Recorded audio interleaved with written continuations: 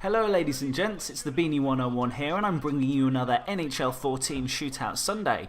Today we're going to be talking about the Columbus Blue Jackets, my thoughts on their franchise, on where the team may go in the future and what I think of their team in general really. So I suppose I better start by talking about how they did in the playoffs. They obviously got knocked out in the first round by the Pittsburgh Penguins, but I think anyone who watched the series is going to know that they made it really, really tough for the Pens. The one thing that Columbus is blessed with is a really strong forecheck, and that's down to the fact that they have a big, strong, speedy group of forwards.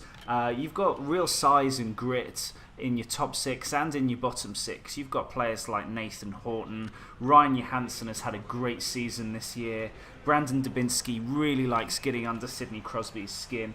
And you've got some, they're all young players. You've got Cam Atkinson, Boone Jenner is a great hockey player, Matt Calvert, they're all young guys who have a lot of speed, a lot of size, and they're really going to stand Columbus in good stead in the future. I'm certainly going to call it now and say that this Columbus side, if they can put a couple of extra little bits and pieces in there, they're going to be a team to be reckoned with in the next 2 or 3 years. On the back end, I don't know. I'd probably argue that they're a little bit more finesse on the back end, on the blue line, than having the actual size and power.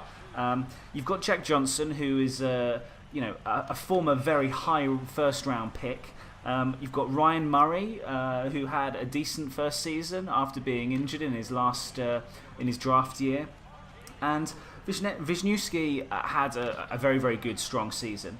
So yeah, their defense, I think, is probably the one part of their team that I would say could do with some work. And you look at their prospect pool, and what do they have on the back end, on the blue line, in their prospect pool? Well, they've got a lot of decent D-men, but there's no one really that stands out. I think they do need someone else that's big and nasty on the blue line to help handle other teams, because they've got plenty of grit in the forwards, but something tells me that they're lacking a little bit on the blue line.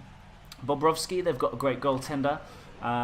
He's sometimes a little erratic, but he's had a very, very good season this season. So you can't really argue with the way that the franchise is going. Their prospect pool in general is pretty solid. You look at some of the players they've got in the pipeline that could see the team in the next couple of years.